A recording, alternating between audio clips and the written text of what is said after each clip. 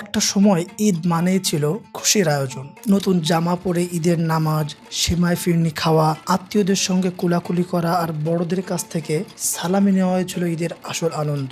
90 দশকের সেই ঈদ আজও আমাদের নস্টালজিয়ায় ডুবিয়ে দেয়। কিন্তু আজ ঈদের সেই আনন্দ কি আগের মতো আছে? প্রযুক্তির গোলক ধাঁধায় পড়া, জীবনের ব্যস্ততা বেড়ে যাওয়া কিংবা সামাজিক দূরত্ব সব মিলে ঈদের এই উৎসব কি ফিকে হয়ে গিয়েছে, নাকি জাস্ট বদলেছে এর রূপ? আজকের ভিডিওতে তাই আমরা ঈদের সেই আনন্দ মিলান হয়ে যাওয়ার কারণগুলো খোঁজার চেষ্টা করব এবং খুঁজে দেখব কিভাবে আমাদের সেই আনন্দ উচ্ছ্বাসকে আবারও ফিরিয়ে আনা যায়। আর ভিডিওর শেষ প্রান্তে আপনাদের জন্য একটা সারপ্রাইজ সেগমেন্টও রয়েছে। চলুন তবে আর দেরি না করে মূল ভিডিও শুরু করা যাক।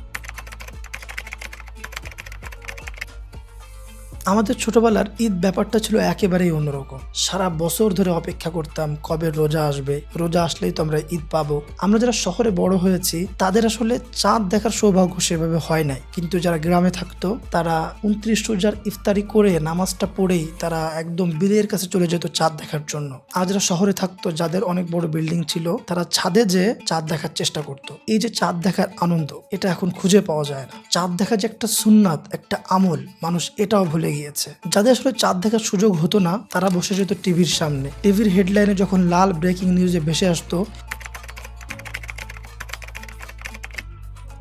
তখন আমাদের আর পাইকে বাড়ির ছোটরা মিলে হুড়োহুড়ি শুরু হয়ে যেত। আব্বা চাচারা তখন বসতো টিভি নিয়ে। সেই সময় ঈদের ট্রেডমার্ক গান ছিল ওমর রমজানের ওই রোজার শেষে এলো খুশির ঈদ। যদিও এই গানটা এখনো পর্যন্ত নাম্বার 1-এই থাকবে। এই গানটা শুনলে এখনো গুজবাম্প হয়। আর বাড়ির বড় আপু, মা খালারা তারা বসে যেত হাতে মেহেদি লাগাতে। যখন মসজিদের মাইক থেকে ঘোষণা আসতো, তখন আমরা পুরোপুরি কনফার্ম যে না, কাল ঈদ হচ্ছে। মা বাবার ডাকে ঈদের দিন খুব ভোরে ঘুম ভাঙতো আমাদের। উঠে গোসল করে বহুল প্রতীক্ষিত ঈদের জামা পরতাম। পুরো রমজান জুড়ে আলমারি থেকে যে কতবার এই জামাটা বের করেছি সেটার হিসাব ছিল না। এরপর আব্বা, চাচা, বড় ভাইয়ের সঙ্গে যেতাম ঈদের নামাজ পড়তে। ঈদের নামাজে তাকবীরে ভুল করেন নাই এমন মানুষ খুঁজে পাওয়া খুবই মুশকিল। ঈদের নামাজ নিয়ে আপনার কোনো মজার ঘটনা থাকলে সেটা কমেন্টে জানাতে পারেন। নামাজের শেষে সকলের সঙ্গে কোলাকুলি করার মজাই ছিল অন্যরকম। বাসায় ফিরে বাহারি খাবারের আয়োজন মোমো করতো পুরো ঘরে। সেই লোভ সামনে রাখা বেশ কঠিন ছিল। এরপর নতুন কাপড় পরে আত্মীয়দের বাড়িতে গিয়ে সেমাই খাওয়া, তাদের কাছ থেকে সালামি নেওয়া, এরপর কাজিনরা মিলে একসাথে সালামি গোনা, যার সালামি বেশি হয়েছে তার একটু ফ্লেক্স নেওয়া, সব কিছু ছিল এক অন্যরকম আনন্দের। তবে আমাদের এই আনন্দ কিন্তু খুব বেশিক্ষণ স্থায়ী হতো না, কারণ অধিকাংশ ক্ষেত্রে আমাদের কষ্ট অর্জিত সেই সালামির টাকা আমাদের আম্মুরা নিয়ে যেত এবং অধিকাংশ ক্ষেত্রেই আমরা এই টাকাটা আর ফেরত পেতাম না। যারা ভিডিও দেখছেন তাদের মধ্যে কার কার সালামি তাদের আম্মুরা নিয়ে গিয়েছিল কমেন্ট করে হাজিরা দেন, সংখ্যাটা আমি দেখতে চাই। দুপুরের খাবার শেষে কেউ যাইতো ঘুরতে, আবার কেউ বসে যেত টিভি খুলে। সবাই একঘর হয়ে টেলিভিশনে সিনেমা দেখার মুহূর্তগুলো ছিল অন্যরকম আনন্দের। সেই সময় টিভি বলতে একটাই টিভি ছিল, সেটা হচ্ছে বিটিভি, এবং সেই সময়কার অনুষ্ঠান ছিল একটা মাস্টারপিস। তখন তো আর ফেসবুক ছিল না, আর এত ডিশও ছিল না। ইত্যাদি, ছায়াছবি, হুমায়ুন আহমেদের নাটক, বিভিন্ন ধরনের কার্টুন দেখার জন্য আমরা উদগ্রীব হয়ে যেতাম। যে সময় টেলিভিশনে বিভিন্ন ধরনের অনুষ্ঠানের যে লিপি আসতো, তারা যখন বলতো যে অমুক দিনে অমুক সময় এই নাটক হবে, আমরা সেটা অনেকে লিখেও রাখতাম যে সেই সময় আমাকে যেতে হবে বা সেই সময় আমাকে টিভিটা দেখতে হবে। যেতে হবে আমি এই কারণ বললাম, কারণ তখন সবার ঘরে আসলে টিভি ছিল না। এদিকে যাদের ঈদে 4-5টা করে ড্রেস হতো, তারা প্রতিদিন একটা একটা করে নতুন জামা পরতো। আমাদের ওই সময়টাতে ফোন ছিল না, ছিল না লৌকিকতা। অপসংস্কৃতির থাবা তখনও পড়ে না আমাদের উপর। তাই আমরা সেই সময় একটা মাইন্ড ব্লোয়িং ঈদ কাটাতে পারছিলাম। আর এখন নাকি ঈদে কোনো আনন্দ নাই। আজকাল নাকি পোলাপানের ঈদের কোনো প্ল্যান থাকে না। যেই ছেলেটা ধুমধাম করে পহেলা বৈশাখ, ফাল্গুন, ভ্যালেন্টাইন্স ডে ইত্যাদি অনুষ্ঠান পালন করে, তার নাকি কোনো ঈদ প্ল্যান নাই। ঈদ প্ল্যানের মধ্যে একটা প্ল্যানই থাকে, সেটা হচ্ছে ঈদের দিন ধুমায় এসে ঘুম দিবে। এখনকার ঈদ নাকি বোরিং, ভাল লাগে না, ঈদের আনন্দ নাকি আগের মতো নাই। আমরা এখন কি করি? চাঁদ রাতে সারা রাত চ্যাটিং করি বা ঘোরাফেরি করি, আড্ডা দেই, এরপর ফজরের আগে ঘুমাইতে যাই, কোনো রকম ঈদের নামাজটা পড়ি, এরপর হয় ঘুমাই অথবা মোবাইলে টাইম পাস করি, মন চাইলে বন্ধু বান্ধব আত্মীয় স্বজনদের সাথে দেখা করি, মনে না চাইলে নাই। আমি বলতেছি না এটা সবাই করে, এখনো অনেক মানুষ ঈদের আনন্দ ফিল করতে পারতেছে, কিন্তু যারা এই ঈদের আনন্দ ফিল করতে পারতেছে না তাদের সমস্যাটা আসলে কোথায়? মানে ঈদ যে একটা ধর্মীয় উৎসব বা সামাজিক উৎসব, এইটা যে আমরা ফিল করতেছি না, ঈদকে কেন্দ্র করে আমরা আনন্দের উপলক্ষ তৈরি করতেছি না। একটা সময় ঈদ ছিল আমাদের প্রধান সামাজিক অনুষ্ঠান, বাট সরি টু সে অনেকেই এখন সেটা ফিল করতেছি না। সমস্যাটা আসলে কোথায়? কোথায় গেল আমাদের সেই আনন্দ? আচ্ছা, সত্যি কি ঈদের আনন্দ হারিয়ে গিয়েছে, নাকি সময়ের সাথে ঈদের আনন্দের ধরনটা পাল্টে গিয়েছে? সময়ের সাথে সাথে আমরা অপসংস্কৃতির মধ্যে ঢুকে গিয়েছি।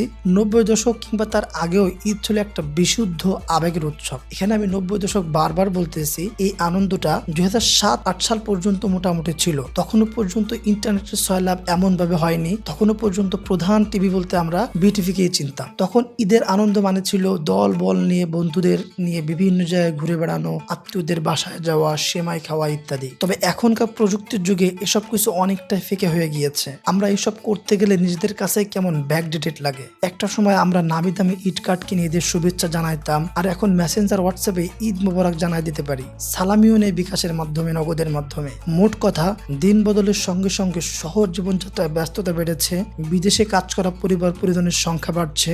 ছোটবেলায় যাদের সঙ্গে একসাথে আনন্দ করতাম তারা এক একজন এক এক জায়গায় ছড়িয়ে গিয়েছে, যার কারণে আমাদের ঈদের আনন্দের মাত্রাটাও কিছুটা ফিকে হয়ে গিয়েছে। আগে ঈদের দিন সকাল থেকে রাত পর্যন্ত বাড়ি বাড়ি ঘোরা, ছোটদের সালামি নেওয়া, মিষ্টি মুখের ধুম লেগে যাইতো। এখন আত্মীয়দের সেই সম্পর্কের টান অনেকটাই কমে এসেছে। সামাজিক সম্পর্কের জায়গায় ঢুকে পড়েছে ভার্চুয়াল সংযোগ, যার কারণে একাকিত্বের ভূত আমাদের উপর চেপে বসেছে। ফলাফল, কারোর কাছে আর ঈদ আগের মতো নাই। তবে আসলে ঈদের আনন্দ কিন্তু একেবারে হারিয়ে যায়নি, তবে এইটা রূপ বদলেছে। এখন মানুষ পরিবার নিয়ে ট্রিপে যায়, রেস্টুরেন্টে ট্রিট নিতে পছন্দ করে, ভার্চুয়ালি কানেক্টেড থাকার ট্রাই করে। আনন্দের ধরন পরিবর্তিত হইলেও আমাদের ঈদের মূল চেতনা একই থাকা উচিত। সেটা হলো মানুষের সাথে মানুষের ভালোবাসা ভাগাভাগি করে নেওয়া। কিন্তু কোনোভাবে ঈদকে কি সে আগের মতো উৎসব মুখর আনন্দবহ করা যায়?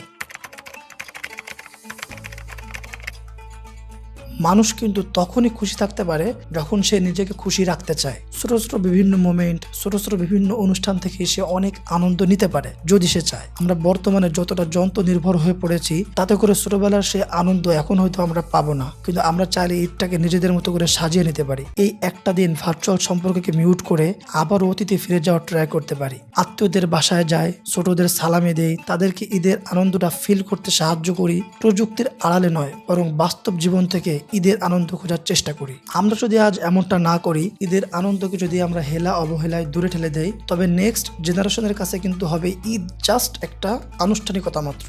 ঈদ যে আছে, ঈদে যে আনন্দ করা যায়, এরা তারা জাস্ট ভুলে যাবে। ঈদের আনন্দ কিন্তু তখন একবারেই গায়েব হয়ে যাবে।